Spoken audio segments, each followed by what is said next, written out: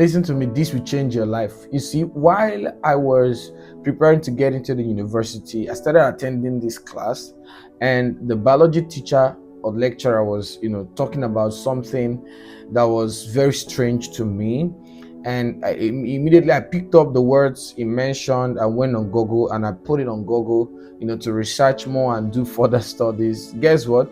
I had the greatest shock of my life about people who were men changing to become women and women changing to become men. Was very drastic and incredible. It was like a horror movie to me.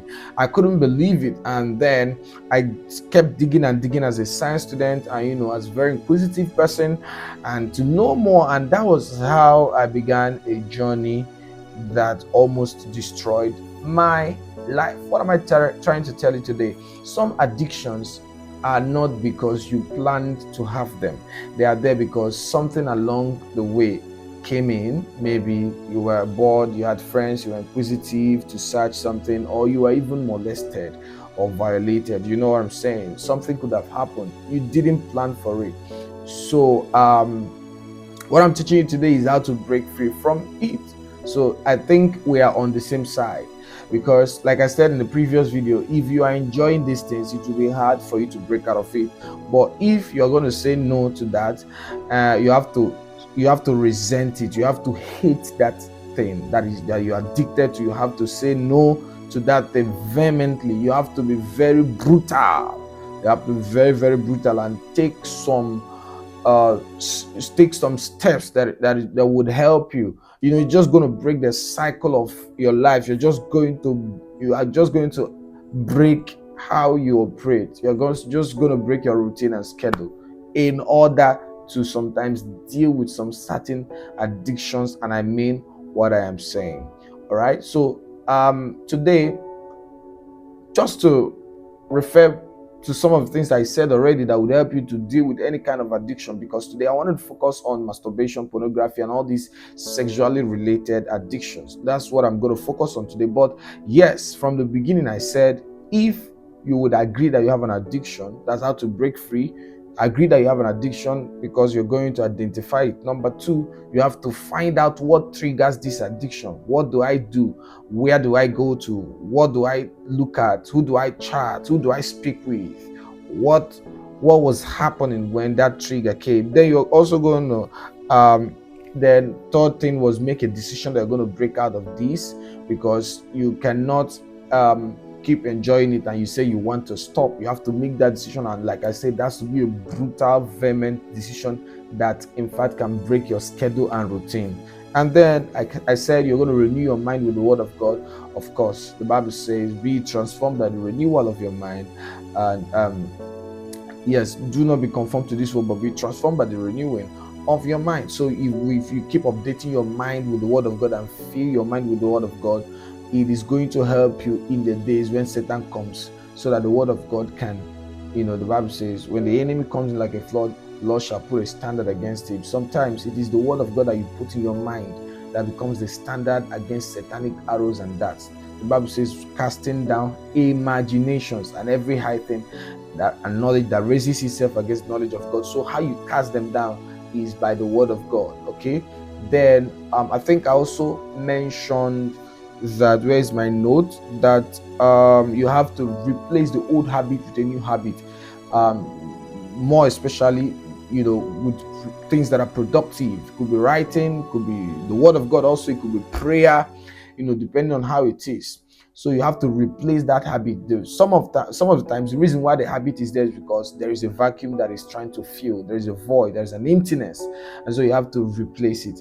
And in studying the Word of God, I mentioned that you have to focus on your identity in Christ and the love of God. It will help you along. It will go a great deal to help you. So I'm just gonna continue from here immediately.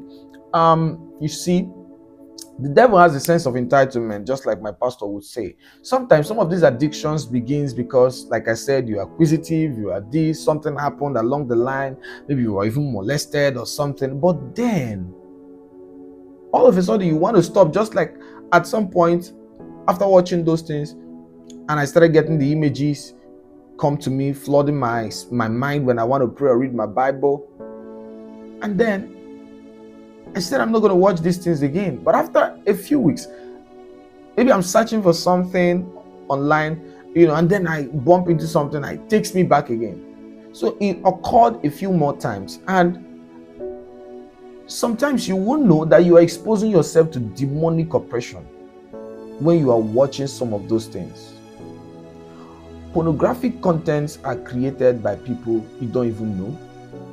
And sometimes they want to make money off you, but also know that Satan can possess these people and they can afflict your mind dangerously. There are researches that shows that especially adolescents and younger people who watch pornography do not usually do well with problem solving and calculations.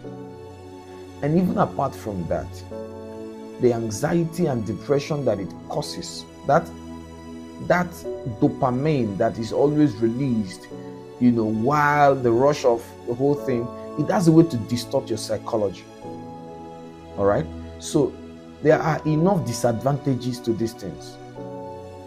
Are you hearing what I'm saying? So you have to look for something that adds to your life and use it to replace the times you use for some of these things that are irrelevant. Because the devil has a sense of entitlement. You began to do it normally, but stopping it becomes a problem because a demon has now been attached to that activity. And that demon tries to make sure that you are in that web. You are caught up in that web. You can't escape it. I'm trying to let you know that sometimes addictions are powered by demon spirits. And so today, part of the things that I'm going to tell you on how to break out from addiction, especially if you're a believer, is after you have done all these things, you are going to pray. You are going to pray. You are going to stretch yourself. Long hour prayers. I've said this in dealing with a lot of things. That's why Bible study and prayer, there is no solution, there's no challenge in this world as a believer that Bible study and prayer will never be part of it. There is none. It will always be part. You always have to resort to the word of God and pray. So you might want to spend some time. I didn't say fasting. You can want to add fasting, but I've already explained what fasting is. So go back to the video to watch. But you see, you have to pray. Pray in tongues long enough. Use the word of God long enough on your mind. That is how you can sometimes break out. Because if a demon is attached, no matter what you try to do, that demon keeps coming back to oppress you. So when it has to do with something like masturbation, understand what triggers you and what it is that incites it. Pornography, sex. I've met some people who are addicted to sex, right? Yes, young people, and they are not married, and Satan is oppressing them. When they don't do that thing, it looks as if their body is shaking, something is happening to them. Let me tell you, you have to rebel. You have to rebel against that voice. Imagine you're in the bathroom and Satan is speaking to you. Oh, look at this soap, or Satan is trying to clog your mind with images and all that. Imagine you start rejoicing. Imagine you start shouting, glory to God, glory to God, glory to God. Imagine you start confessing, I'm the righteousness of God in Christ Jesus. For he that knew no sin was made sin, so that I, who was a sinner, will now become the righteousness of God. Imagine you start saying, there is therefore now no condemnation to me because I'm in Christ Jesus. I do not walk after the flesh. I walk after the Spirit, for the law of the Spirit of life in Christ Jesus has set me free from the law of sin and death. Imagine you start saying, for 2 Corinthians chapter 5 verse 17, for if any man be in Christ, he is a new creature. All things have passed away. Behold, all things have become new. I'm a new creature in Christ Jesus. I'm new.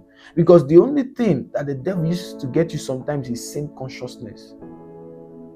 If you are conscious of that sin, more than you are conscious of your righteousness in Christ, more than you are conscious of your identity in Christ, more than you are conscious of the love of God for you, most likely you're going to get back to it. You're going to keep falling for the sin. That is exactly how I broke out. Because he tried to hold me down, but I prayed, of course, fasted. And then I started getting on the word of God. By the time it stopped, I just one day realized, oh, I'm over it. And this is several years ago. Okay, so this is what you can do.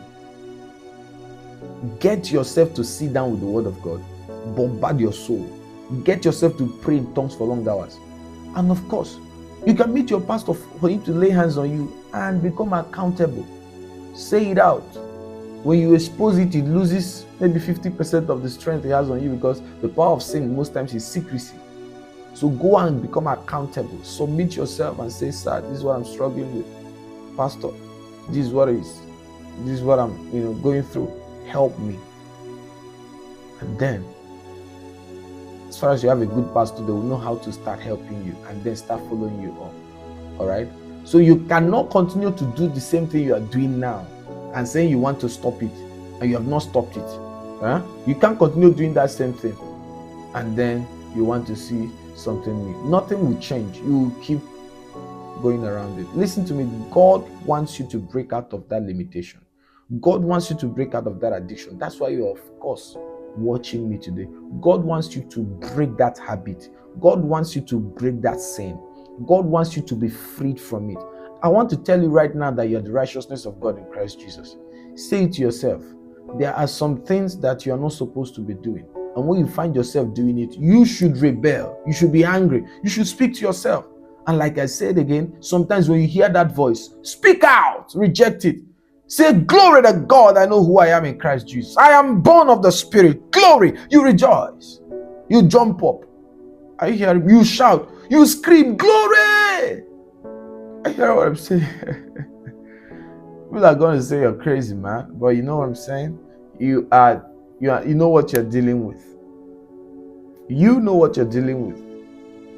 And the Lord will deliver you from it in the name of Jesus. All right.